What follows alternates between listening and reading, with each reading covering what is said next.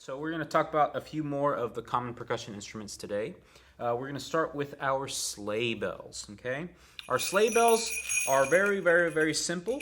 They're on a single shaft mounted with these jingle bells as well. And we essentially have two different ways of performing them.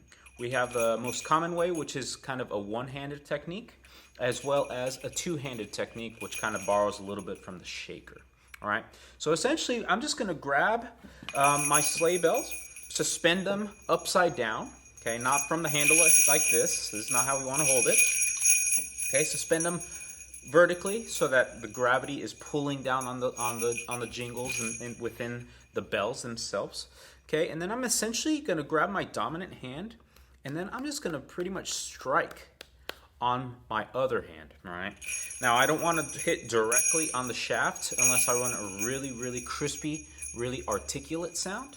But essentially what I'm going to do is I'm going to grab it and cover it ever so slightly so that I'm making contact with my thumb and my index finger, just like this.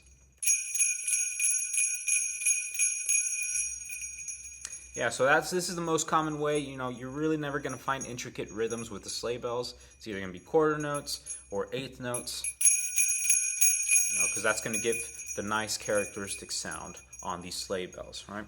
The second most, or a little bit more uncommon way is to have to play quicker rhythms. So you're going to hold them with two hands. So just like the shaker, which we'll talk about here in a second.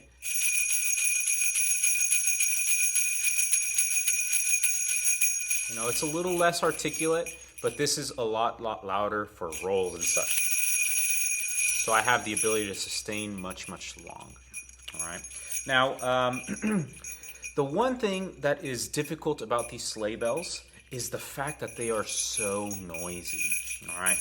So generally, what you want to be able to do is have your own position, have your own place to silently grab these sleigh bells. Okay, it's really difficult to do so incredibly silent. Okay, so if a piece is going to start right off with sleigh bells, you want to make sure that your players grab the instruments before we get the silence before the piece. Now, if you're playing and you have to put them back down,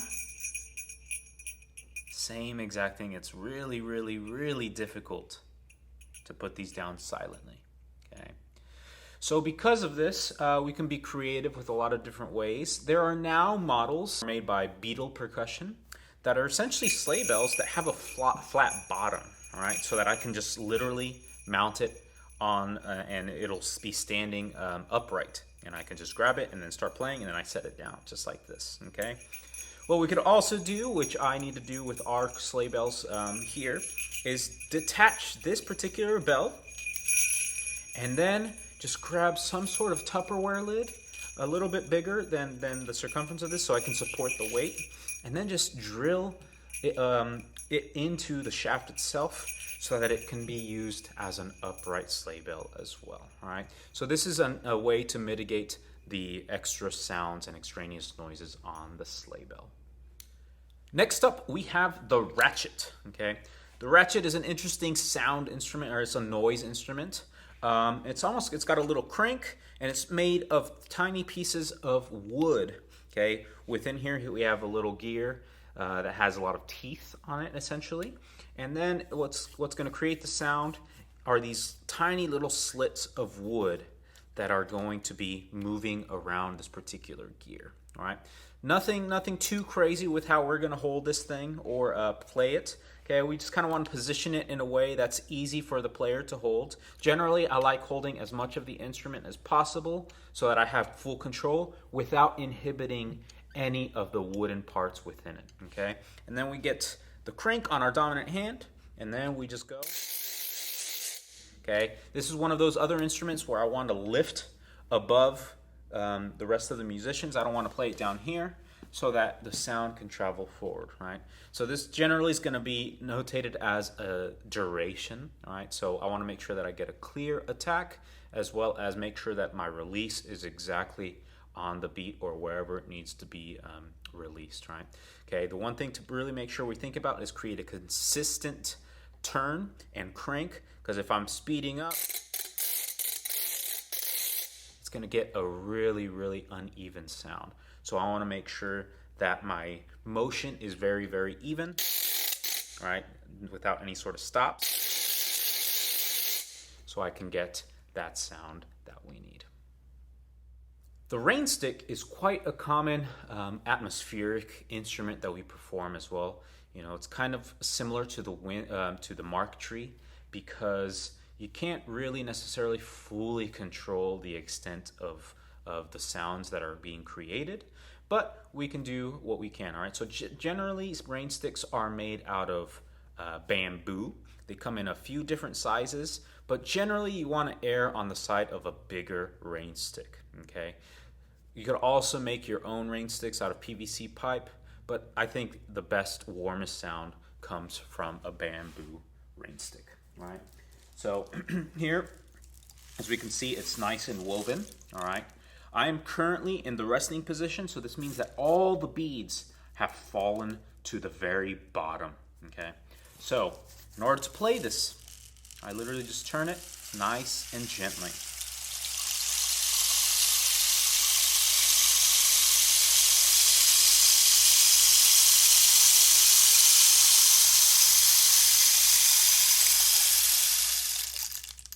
Yeah, so this only has so much length, so depending on what you need and how long you need to be playing it, your players must be able to slowly turn it back over and continuously moving it so we could get a nice even sound, right? So I could also control the speed, and not the speed, but the intensity. You know, I just did a gentle turn, and I can turn it over immediately. And that'll create a really, really, really strong gush of rain, as one would say. Okay, this is another instrument that's pretty bulky. Okay, so we can't necessarily put it on a trap stand or a trap table. Generally, we don't want to let it lean against anything. You know, we want to make sure it's placed somewhere. So what I found as a great tool is just a normal guitar stand. Right, it's like one of those where you can place the guitars and it's standing up straight, you know, so it has little hooks so that I can lean it up against it, and it's not gonna move around or fall to the ground in case someone accidentally bumps it. All right, it's got the little teeth, it's got hinges so that it's in place, and then whenever I need to, I grab it and I immediately start playing. Another sound effect that we have that can mimic our rainstick is the thundersheet. Okay. Now here we have a smaller thundersheet. This is made out of some sort of aluminum laminate that we can just go get at Home Depot. And here we have it fastened on some 2x4s. So we have just the sheet itself screwed into it. And this one's a little bit on the longer side, but you can generally get a big sheet. You know, you can get a sheet that's about 24 by 36, you know, depending on how large you need your thunder sheet to be. Okay, so this one is handheld, so I can just hold it up in the air, suspend it, and I can start wiggling around to kind of emulate the sound of thunder. Now, if I had a huge thunder sheet, then I would probably be using two hands to kind of move it around, and we'd suspend it on something such as a gong stand. But also you want to make sure that if you are making these at home, that you make sure you sand down the edges to make sure that we don't have anything sharp, okay? Because the last thing we want on the concert hall stage is for your student to accidentally slice their finger and start bleeding all over the floor and their tuxedo, and we certainly don't want that. To continue our motif with rain, to assist the rainstick and the thunder tree, we have our ocean drum. Okay, so the ocean drum is essentially a type of frame drum, which has a shell and two heads. One that is a very, very smooth plastic head, as well as another that is 2-ply, meaning it has two layers, one being plastic and one being a sort of fiber skin material that's going to be a little bit rougher. Now, on the inside, we have beads, right? They're tiny little balls that are going to create this sound. Okay, so while you can experiment with the needs for the particular context of whatever your piece is, generally you want to make sure that you are letting the balls of within the ocean drum move around the rougher surface, all right? So not the plastic side, all right? Okay, so I'm gonna position this flat, and then I'm just gonna start gently swirling.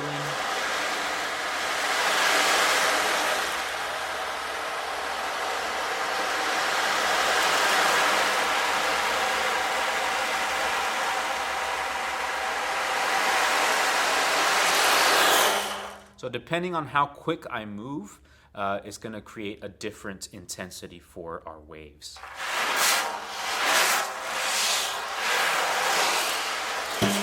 But generally, most of the time that the ocean drum is played, it's going to be with that soft, gentle, sustained sound. Here we've got some sand blocks. Okay, a lot of the time it's indicated as sand blocks, but sometimes I've seen sandpaper or sand boxes. It's essentially going to be the same exact sound. Now, on these particular models, we have little handles with a piece of wood, and we have sandpaper, and you generally want the coarsest grit. So anything about 100 or below is going to be great, so we can get a little bit more articulation. And then we're going to cut this off, and then just staple it to the wood itself, right? So I even though it has these handles, I don't like using the handles because I don't have a good grip on the instrument. So what I do is I just cut my whole hand around the piece of wood, slap it together, and I can be moving back and forth in that motion. I can accent, or I can do these gentle little swirls on the instrument. There you are, sand blocks. The shaker is yet another important instrument that will be played by percussionists. And as we can see here, we have so many different types. And these are just a few of the types of shakers. They come in all different sizes, all different shapes.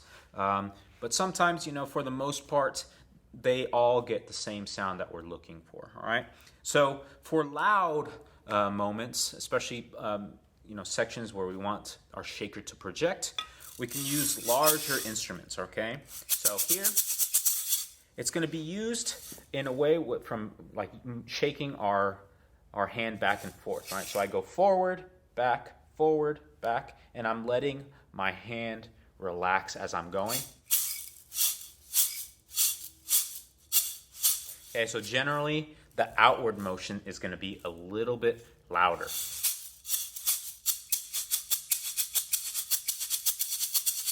And if I want to play accent pattern, then I just need to adjust tiny little motions.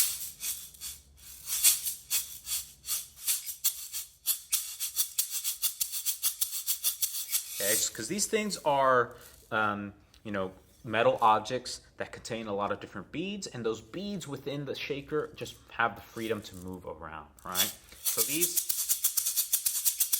are pretty loud. Okay, we also have egg shakers, which are a little bit smaller for softer dynamics, or if you have multiple people playing it, it can still be a nice effect. Same exact thing.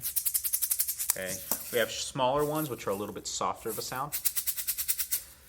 I believe these have rice in it, so it's a little bit more delicate.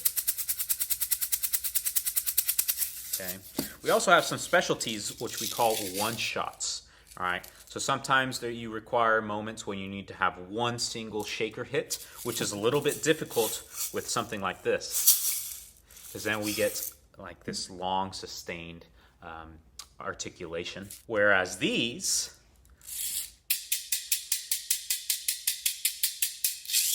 control the beads within it so that they only really sound when I move forward.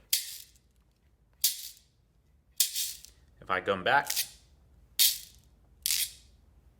can't really hear it.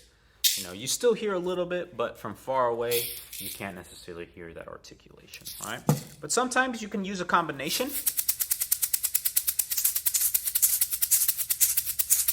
All right, so you can get a bunch of different sounds.